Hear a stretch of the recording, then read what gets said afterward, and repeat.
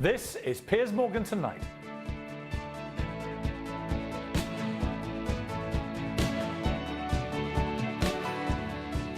Good evening. The royal wedding, perhaps the wedding of the century, is just 2 weeks away.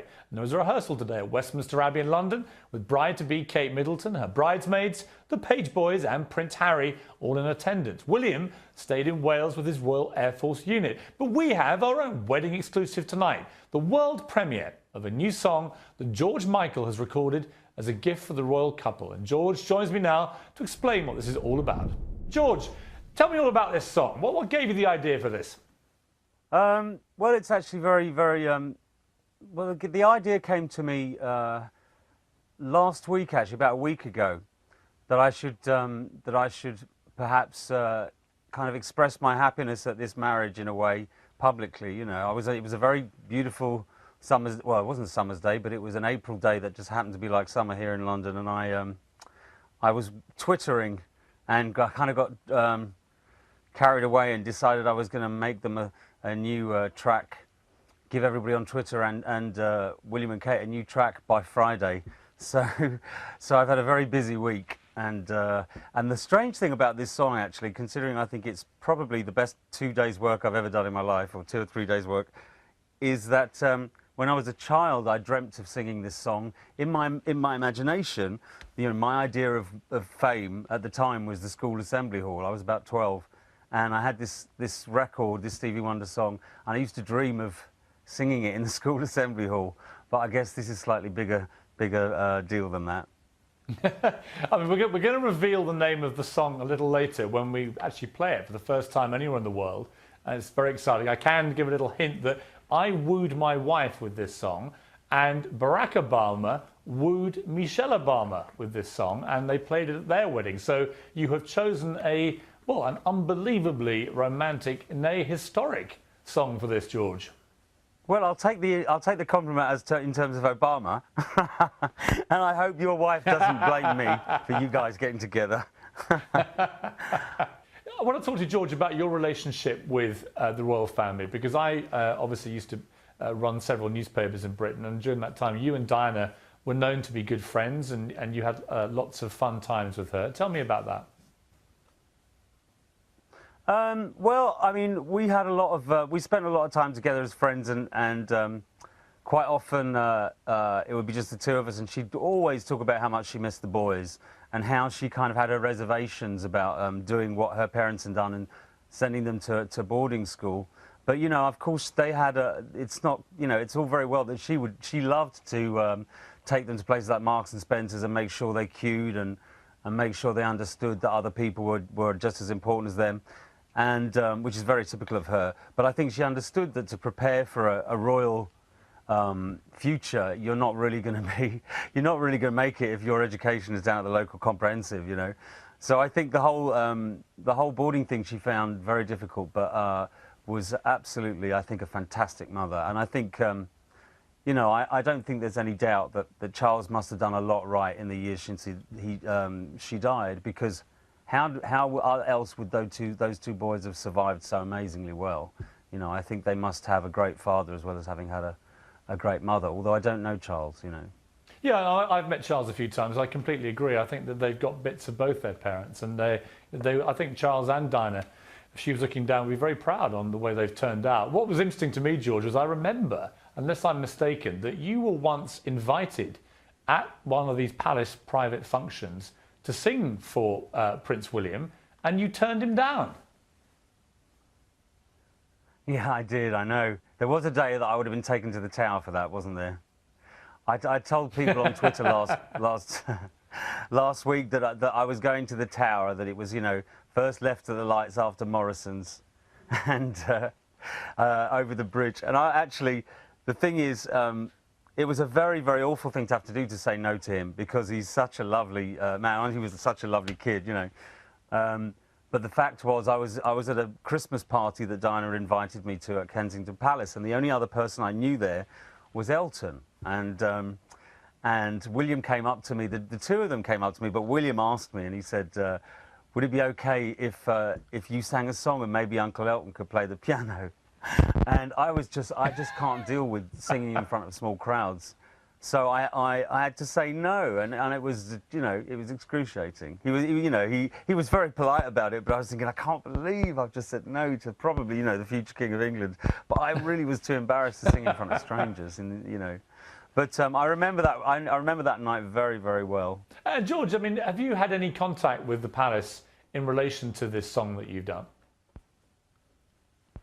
Only through a mutual friend who gave me. I gave him the name of the song that I was going to sing, and asked him at least to run it by them, because if I was going to make a present, a wedding gift of it, I thought, you know, there's no point if it's a song they don't like. So I ran the song by them, and while I was doing the vocal the other day, I got a text from our mutual friend, who basically saying they love the song, and that they'd be happy for you to go ahead with it. So, and also the main thing about doing the song as a gift for them, it's not just a gift for them, it's a gift that they will be able to hopefully turn into many, many donations for the Royal Charity, the Royal Wedding Charity Fund.org.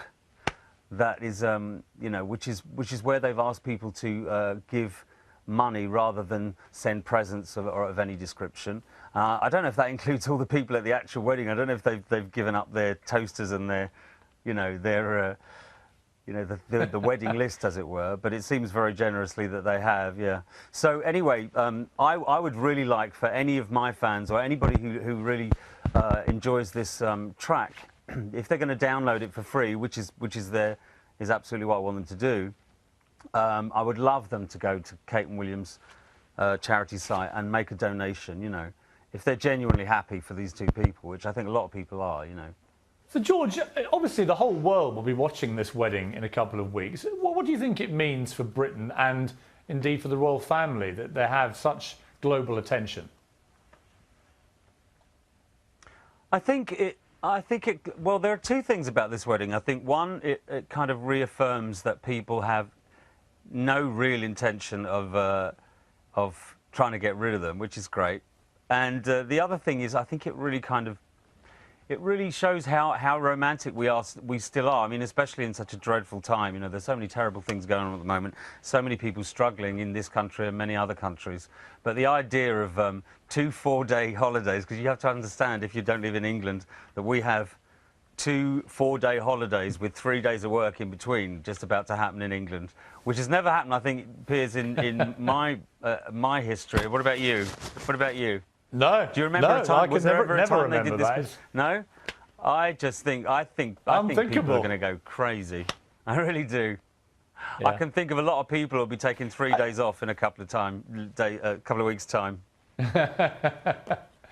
Tell me, George, obviously you knew Diana better than many people. What do you think she would have made of Kate, who obviously she never got the chance to meet? I think she probably would have thought there was no woman good enough for her son, probably like most women, but I think she probably would have loved her, wouldn't she? Yeah, I think so. I think she seems a very sweet girl, doesn't she? Yeah, I think she seems very sweet, and she's also she's a cracker, isn't she? She's great looking. She's great looking. I think the boy done well. I didn't know you noticed things like that, George. Oh, of course not. Of course not. We're going to put at the end of the show the details of exactly how everyone watching and your fans back in England in particular can listen to the song and then hopefully make donations to the charity. It obviously means a lot to you that you've done this. I'm sure it will to William and Kate. I mean, what kind of message would you give to the pair of them on the big day when it comes up? Oh, I think they should. I don't think they need any advice from me, do you? I think the message I would give is that I'm just incredibly happy for both of them, and more than anything, you know, there was I have quite an emotional attachment to what's going on here, because I felt so bad for those boys when she passed away, and having experienced losing my mother about 3 or 4 months before that, that day was very, very strange for me. And also, you know, when I think of the devastation of losing my mother, the idea of going through that when you're not even into your teens, or you're barely into your teens, is just, words can't describe how much admiration I have for the way that they've both coped with it, and especially when, you know, the media has made it so much more difficult for them. I'm just incredibly happy for incredibly happy for William, incredibly happy for his partner, and I'm absolutely sure that Dinah would have loved the whole thing, you know. And I really hope that she would love this track. I have a feeling she would have done. She was a big fan, and she had a copy of Older, which is obviously an album about bereavement, about 4 or 5 months before it went out into the public eye, and she loved it. And I did once see a documentary where William was playing that album, which makes me think that he found it comforting, and it was an album about bereavement, so I was very touched by that. The whole thing has kind of different levels of meaning for me, and I'm just incredibly happy that they're letting me actually, you know, have some part of the benefit site, the charity site, you know, or at least they're letting me share some of the attention for this amazing day in a way to raise money, you know, which is great. And I'm back now with George Michael for the world premiere of the song that he's recorded especially for the wedding of Prince William and Kate Middleton. George, you went to Twitter to ask your fans to suggest a song that they could come up with. Have you based your final decision on a suggestion that came that way? Well, no, to be totally truthful, which I tend to like to be, I had this idea initially, but I thought that one, maybe they wouldn't like the idea, so I wanted something else because I hadn't recorded anything yet, and it was a matter of making a decision in the last couple of days. So I thought if anyone comes up with any great ideas, and by any chance Kate and William don't like the song, then I'd have some other ideas. But I think this one was the perfect one, so I actually have to say this was my idea. And Sorry, we can put everyone out of their suspense now, George. So tell me what the song is. The song is called You and I. It was recorded in 1972 and written in 1972 by the wonderful Mr. Stevie Wonder, who has just this evening actually waived the rights until way after the wedding. So that's great. Great news. It's all free, so you can download it to your heart's content. People can get onto the Piers Morgan Tonight website. They can see details of how to get to your website, georgemichael.com, and also to the Royal website themselves, where they can make a charitable donation. And the more the merrier. I think it's a great cause, George. It's a great idea. Bit. And I think it's entirely in keeping. It's a beautiful song, George. I'm thrilled that you've given us this global scoop. And we are now going to play You and I by George Michael. Thank you very much, George. Here we are on earth together, it's you and I. God has made us a force